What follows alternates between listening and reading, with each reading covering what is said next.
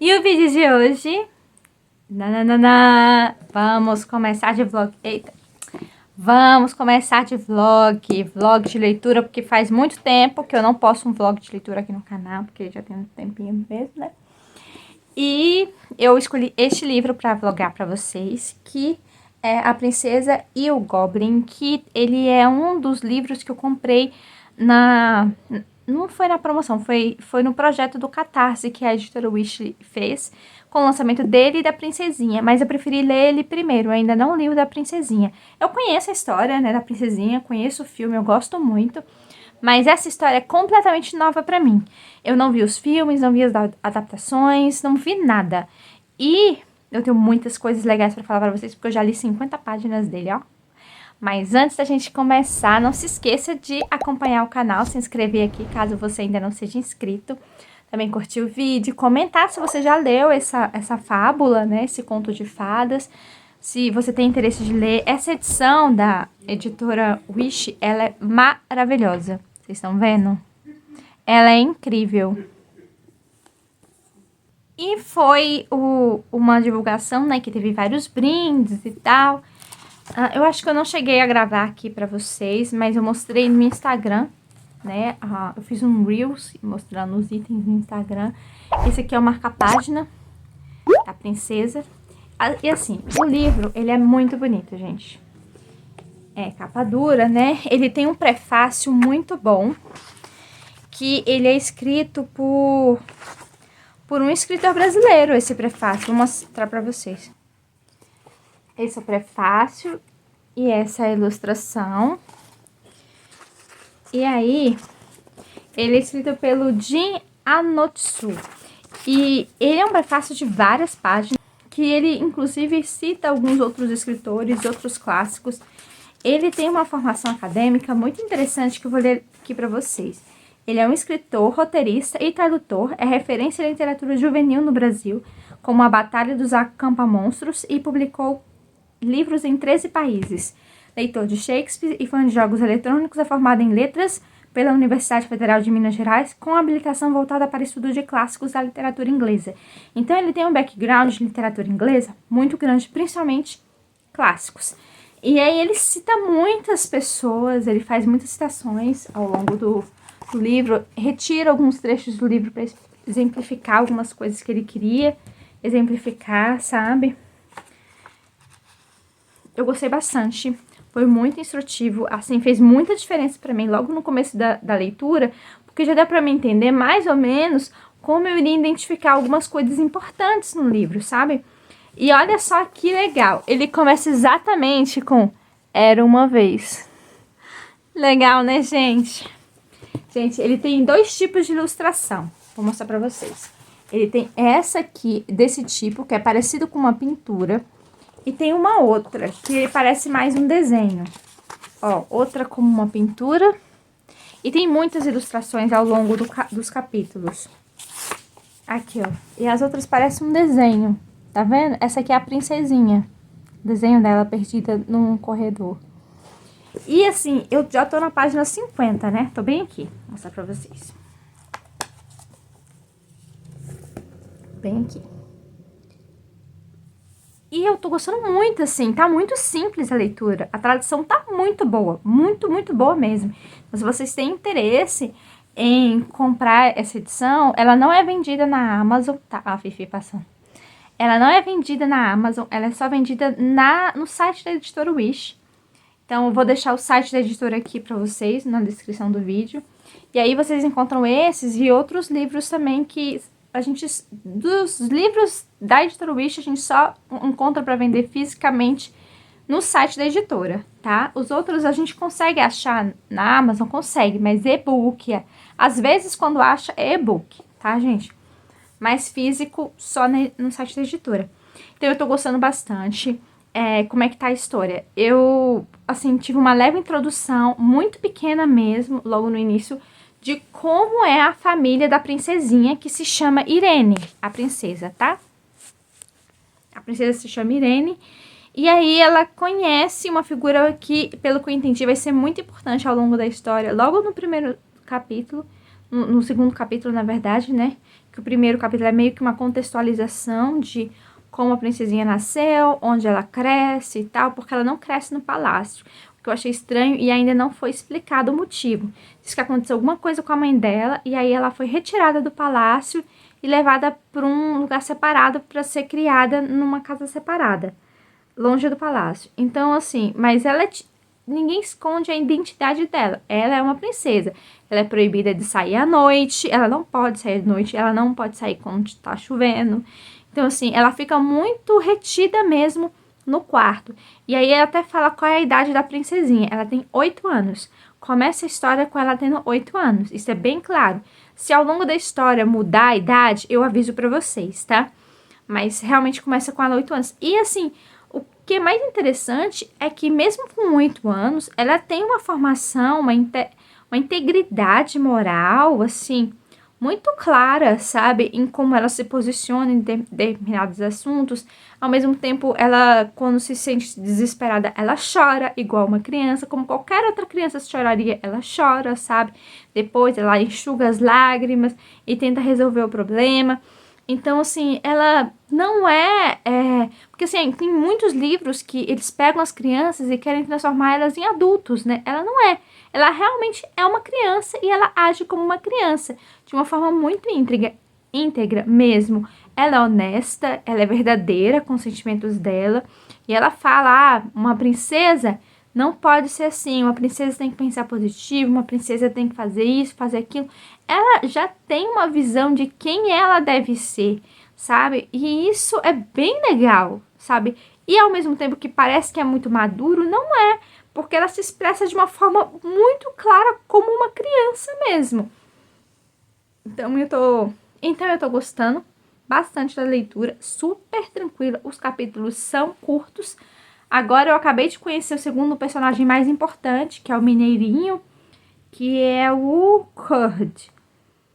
Então, assim, pelo que eu entendi, as três pessoas mais importantes do livro é a Irene, que é a princesinha, o Curd, que é o mineirinho, filho de mineiros e que ajuda o pai na mineração também, e a tataravó dela, que ela encontra também.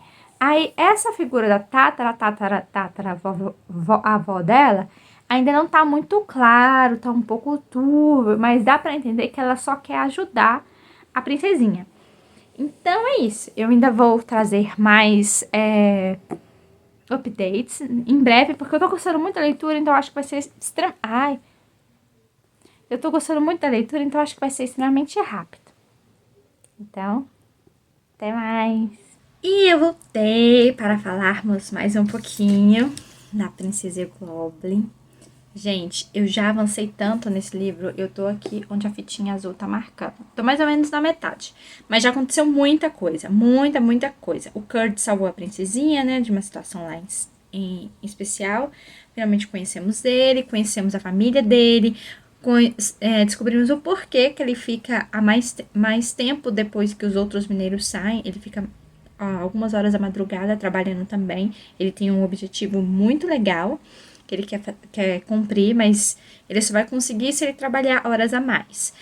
E aí a gente vê várias situações que a princesinha corre perigo, sabe? Ela fica exposta de uma forma muito, assim, gratuita. E a gente vê mais interações dela com a atriz-avó dela, que essa aqui, essa representação é a atriz-avó dela, com a Roca de Fiar. E aí a gente vê que ela dá um presente pra ela, que é um anel, e eu acho que esse anel vai ter muitas coisas envolvidas com ele ao longo do processo. E nesses últimos capítulos que eu li, também li muito sobre o Goblin em si. E os goblins, né? E os animais que os goblins criam dentro das cavernas lá. Mó tenso, os animais bem deformados, sabe? São animais que eles levaram da superfície para o subterrâneo e que eles modificaram da mesma forma que os goblins modificaram fisicamente, né? E aí o Curd ouve muitas conversas do Goblin e dos Goblins de famílias, né? E aí ele descobre que eles têm 2 planos para destruir o rei e a monarquia aqui em cima e tomar posse de todo o reino terrestre em cima, né? Porque eles estão no subterrâneo. Eles têm dois planos. O primeiro plano, o Kurt não conseguiu entender direito o que é. Mas o segundo plano seria inundar a parte da mina, sabe? Mas para manter eles longe dos goblins, mas tipo para aumentar mais a separação. Mas o intuito mesmo que eles querem é realmente tirar o rei e levar o rei deles para a superfície e eles voltarem para a superfície. Aqui estão os goblins. Mas eles não estão. Eles são bem representados assim, mas dentro do livro tem outras fotos dos goblins. Vou mostrar para vocês. E eu acho que elas são mais fiéis do que é descrito na história. Aqui, os goblins. Vou mostrar pra vocês. Eles são bem deformados. A cabeça deles são bem maiores. Os pés são... Parece que eles são um ponto fraco deles. E a história tá muito interessante. Assim, a Irene, ela é uma menina de 8 anos, muito consciente. E já passou muito tempo, já nesses últimos capítulos que eu li. Eles estavam no outono, já passou o outono, já passou a primavera e eles já estão no inverno. Então já tá mais frio e tal, e já tá chovendo mais, tem pouco sol, e a Irene acaba ficando mais tempo em casa. E assim, a gente consegue ver que os goblins têm algum interesse em relação a Irene. E por isso que ela é tão protegida. Mas a gente não consegue entender exatamente que interesse é esse, pelo menos não ainda. Eu tô gostando do livro bastante. Os capítulos são curtos, tem essas imagens maravilhosas que eu mostrei pra vocês. Inclusive, tem uma que eu tenho que mostrar pra vocês. Ela é linda demais, gente. Essa imagem. Olha que imagem maravilhosa. É da Irene com o Papai Rei, que ela fala. Ela chama ele de Papai Rei. Olha, é linda, né? Ele foi visitar ela e aí ela subiu no cavalo dele pra abraçar ele. Gente, tem uns desenhos aqui que eu fico babando. Essa edição tá maravilhosa da Wish. Nossa, não tenho explicações pra isso. E eu tô gostando muito da história. Eu parei em qual capítulo? Vou mostrar pra vocês. Parei no capítulo 16, que é o capítulo que vamos falar sobre o anel que ela ganhou. E tem ao todo 32 capítulos, então eu realmente tô na metade mesmo. Tem algumas coisas extras no final, que eu acabei de dar uma folheadinha. Então, eu tô, assim, eu realmente tô gostando muito. É uma história que te prende, sabe? E não é uma história, apesar de ser um conto de fada, não é uma história que é imatura, entendem? Tem uma linguagem ok, não é difícil, também não é muito fácil. E aos poucos a gente vai vendo que ela vai trabalhando com algumas coisas diferentes, sabe? Como alguns valores de falar a verdade, de ser íntegro. Tô gostando demais do livro. Eu não sei ainda quanto tempo vou levar, tô na metade, né? Vamos ver no próximo. Daqui a pouco eu vejo vocês no próximo update.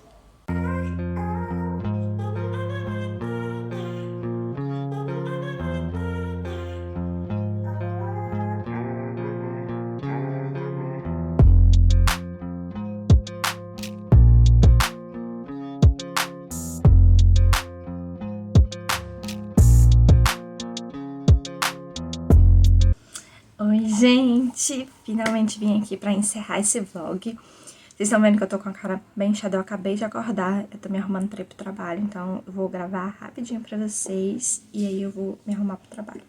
Quero falar da leitura que eu terminei de ler ontem.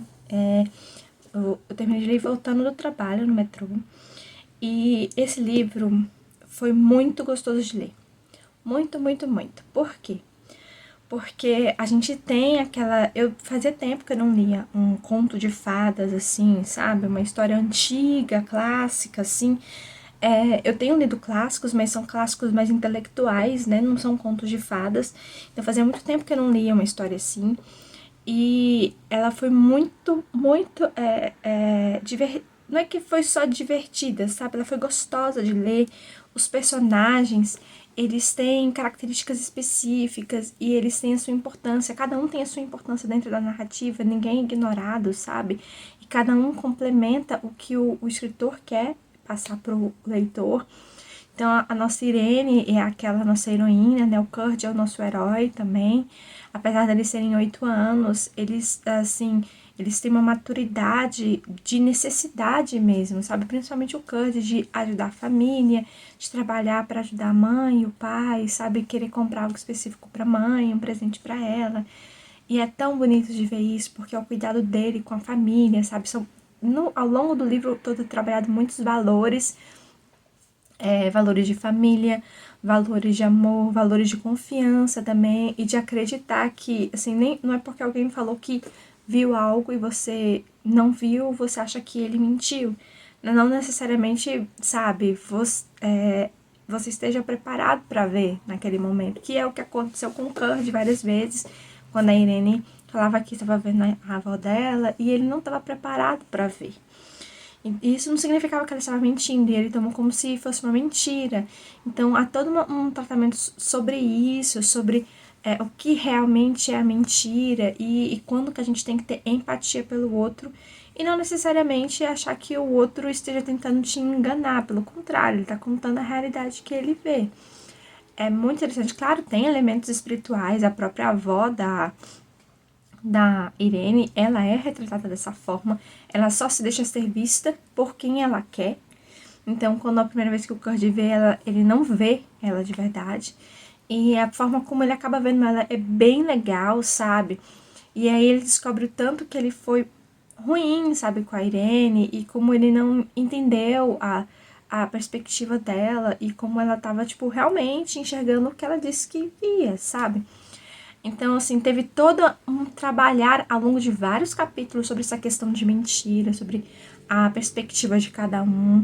Então, teve muitos valores trabalhados aqui, além do fantástico, né, de um conto de fadas, e principalmente valores cristãos também são muito colocados aqui, como o prólogo que eu falei pra vocês, que tem na introdução, que fala sobre isso, que tem alegorias cristãs, sim, tem alegorias cristãs, principalmente de valores cristãos, valor de família, valor de você querer o bem para outra pessoa, de você fazer o bem para outra pessoa, sabe, de ajudar a outra pessoa.